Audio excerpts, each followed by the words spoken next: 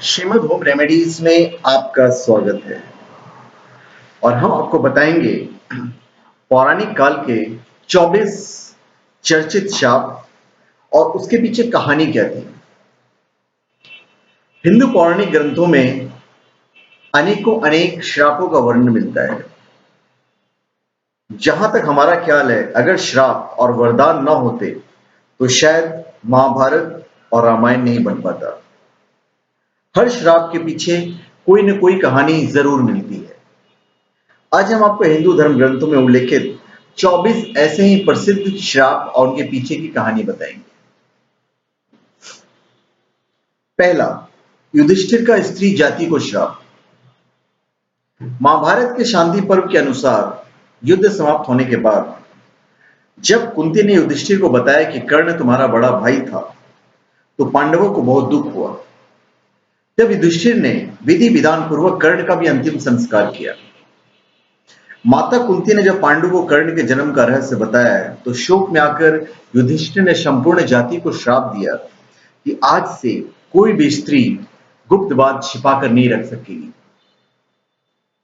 फिर ऋषि किंदम का राजा पांडु को श्राप था। महाभारत के अनुसार एक बार राजा पांडु शिकार खेलने वन में गए। उन्होंने वह हिरण के जोड़े को मैथुन करते देखा और उस पर बाण चला दिया। वास्तव में वो हिरण और हिरणी ऋषि किंदम और उनकी पत्नी थी। तब ऋषि किंदम ने राजा पांडु को श्राप दिया कि जब भी आप किसी स्त्री से मिलन करेंगे, उसी समय आपकी मृत्यु हो जाएगी। इसी श्राप के चलते जब राजा पांडु अपनी पत्नी माद्री के साथ मिलन कर रहे थे, उसी समय उनकी मृत्यु हो गई। फिर मांडव्य ऋषि का यमराज को श्राप। महाभारत के अनुसार मांडव्य नाम के एक ऋषि थे। राजा ने भूलवश उन्हें चोरी का दोषी मानकर सूली पर चढ़ाने की सजा दे दी। सूली पर कुछ दिनों तक चढ़े रहने के बाद भी जब उनके प्राण नहीं निकले, तो राजा को अपनी गलती का एहसास हुआ और उन्हें ऋषि मांडव्य से क्षमा मांगकर उन्हें छोड़ दिया। तब ऋषि यमराज के पास पहुंचे और उनसे पूछा कि मैंने अपने जीवन में ऐसा कौन सा अपराध किया था कि मुझे इस प्रकार झूठे आरोप की सजा मिली। तब यमराज ने बताया कि जब आप 12 वर्ष के थे, तब आपने एक फतिंगे की पूंछ में सींग चुभाई थी। उसी के फलस्वरूप आपको एक कष्ट सहना पड़ा। तब ऋषि मांडव्य ने यमराज से कहा कि 12 वर्ष की उम्र में किसी को भी धर्म अधर्म का ज्ञान नहीं होता। तुमने छोटे अपराध को बड़ा दंड दिया है, इसलिए मैं तुम्हें श्राप देता हूं कि तुम्हें शुद्ध योनि में एक दासी पुत्र के रूप में जन्म लेना पड़ेगा।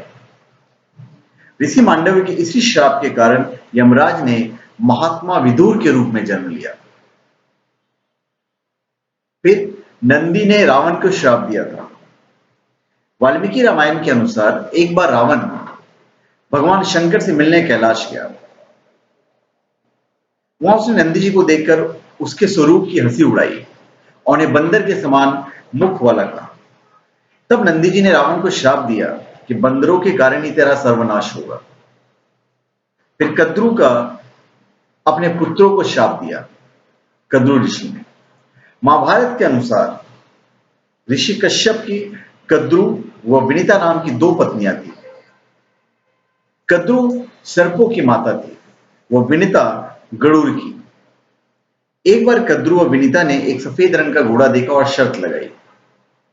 विनीता ने कहा कि घोड़ा पूरी तरह सफेद है और कद्रु ने कहा कि घोड़ा तो सफेद है, लेकिन इसकी पूंछ काली है। कद्रु ने अपनी बात को सही साबित करने के लिए अपने सर्वपुत्रों से कहा कि तुम सभी सूक्ष्म रूप में जाकर घोड़े की पूंछ से चिपक जाओ, जिससे उसकी पूंछ काली दिखाई दे और मैं शर्त जीत जाऊं। कुछ सर्पों ने कद्रु की बात नहीं मानी।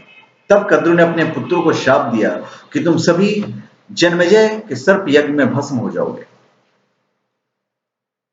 फिर अर्जुन को उर्वशी ने श्राप दिया था। महाभारत के युद्ध से पहले जब अर्जुन दिव्यास्त्र प्राप्त करने स्वर्ग गए, तो वहां उर्वशी नाम की अप्सरा उन पर मोहित हो गई। यह देख अर्जुन ने उन्हें अपनी माता के समान बताया। यह सुनकर क्रोधित उर्वशी ने अर्जुन को श्राप दिया कि तुम नपुंसक की भांति बात कर रहे हो, इसलिए तुम नपुंसक हो जाओगे। तुम्हें स्त्रियों में नतर्क बनकर रहना पड़ेगा। यह बात जब अर्जुन ने देवराज इंद्र को बताई, तो उन्होंने कहा कि अज्ञातवास के दौरान यह श्राप तुम्हारी मदद करेगा और तुम्हें कोई पहचान नहीं पाएगा।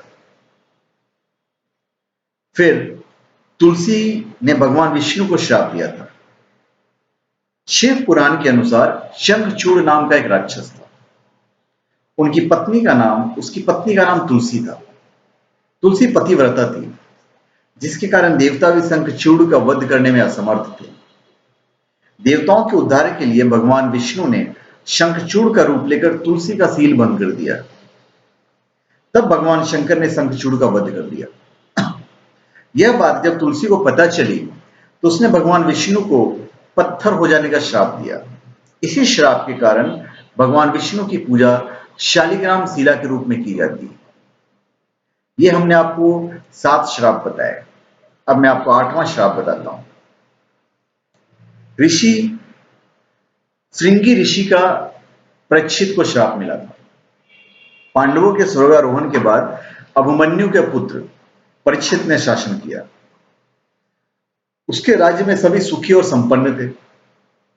एक बार राजा परीक्षित शिकार खेलते खेलते बहुत दूर निकल गए। तब उन्हें वहां शमिक नाम के ऋषि दिखाई दिए, जो मौन अवस्था में थे। राजा परीक्षित ने उनसे बात करनी चाहिए, लेकिन ध्यान में होने के कारण ऋषि ने कोई जवाब नहीं दिया।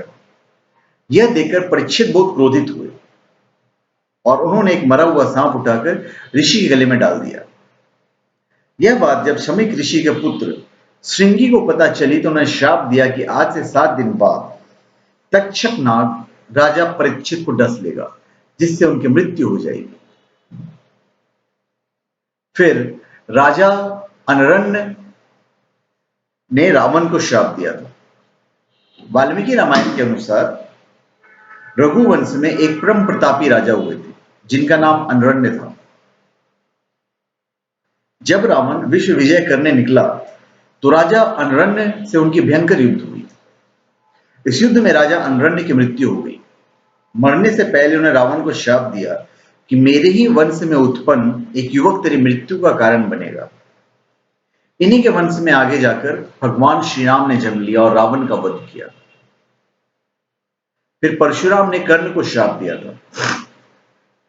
महाभारत के अनुसार परशुराम भगवान विष्णु के ही अंशावतार थे। सूर्यपुत्र कर्ण उन्हीं का शिष्य था। कर्ण ने परशुराम को अपना परिचय एक सूत पुत्र के रूप में दिया था। एक बार जब परशुराम कर्ण की गोद में सर रखकर सो रहे थे, उसी समय कर्ण को एक भयंकर कीड़े ने काट लिया। गुरु की निद्रा में विघ्न न आए, यह सोचकर कर्ण दर्द सहते रहे, लेकिन उन्होंने परशुराम को नींद से नहीं उठाया। नींद से उठने पर जब परशुराम ने यह देखा तो समझ गए कि कर्ण सूत पुत्र नहीं बल्कि क्षत्रिय है। तब क्रोधित होकर परशुराम ने कर्ण को श्राप दिया कि मेरी सिखाई हुई शस्त्र विद्या की जब तुम्हें सबसे अधिक आवश्यकता होगी, उस समय तुम वह विद्या भूल जाओगे। और यही हुआ भी। फिर एक तपस्वी ने रावण को श्राप दिया था। वाल्मीकि रामायण के अनुसार एक बार रावण अपने पुष्प विमान से कहीं जा रहा था। तभी उसे एक सुंदर स्त्री दिखाई दी, जो भगवान विष्णु को पति रूप में पाने के लिए तपस्या कर रही थी। रावण ने उसके बाल पकड़े और अपने साथ चलने को कहा। उस तपस्वी ने उसी क्षण अपने देह त्याग दी और रावण को श्राप दिया कि एक स्त्री के कारण ही तेरी मृत्यु होगी। फिर गांधारी ने भगवान श्री कृष्ण को श्राप दिया था। महाभारत युद्ध के बाद जब भगवान श्री कृष्ण गांधारी को सांत्वना देने पहुंचे तो अपने पुत्रों का विनाश देखकर गांधारी ने श्री कृष्ण को श्राप दिया कि जिस प्रकार पांडव और कौरव आपसी फूट के कारण नष्ट हुए हैं, उसी प्रकार तुम भी अपने बंधु बांधवों का वध करोगे। आज से 36वें वर्ष तुम अपने बंधु बांधवों व पुत्रों का नाश हो जाने पर एक साधारण कारण से अनाथ की तरह मारे जाओगे। गांधारी के श्राप के कारण ही भगवान श्री कृष्ण के परिवार का अंत हुआ था। तो ये मैंने आपको 12 श्राप बताए हैं। अब चूंकि वीडियो काफी लंबा हो रहा है और आप पूरा वीडियो देखने में बोर हो जाओगे, इसलिए मैं एक दूसरा वीडियो वापस बनाऊंगा जिसमें 12 श्राप का उल्लेख मैं वापस करूंगा। तो वीडियो जरूर देखिएगा आप लोग, जिससे मैं पार्ट 2 में पूरा की पूरी बात बताऊंगा। और आप हमारे चैनल पे सब्सक्राइब करें और अपने कमेंट दीजिए। और अगर हमारा वीडियो आपको अच्छा लगा तो आप बेशक इसे लाइक कर दीजिएगा, और अगर अच्छा नहीं लगा तो डिसलाइक करने का आपको पूरा अधिकार है। और अगर आप और भी कुछ जानना चाहें तो आप अपने कमेंट बॉक्स में कमेंट दे सकते हैं। अगर यथासंभव हम कोशिश करेंगे कि मैं आपके प्रश्नों का उत्तर दे सकूं। तो धन्यवाद। आप हमारे चैनल पर सब्सक्राइब करें और अपने कमेंट दीजिए। धन्यवाद।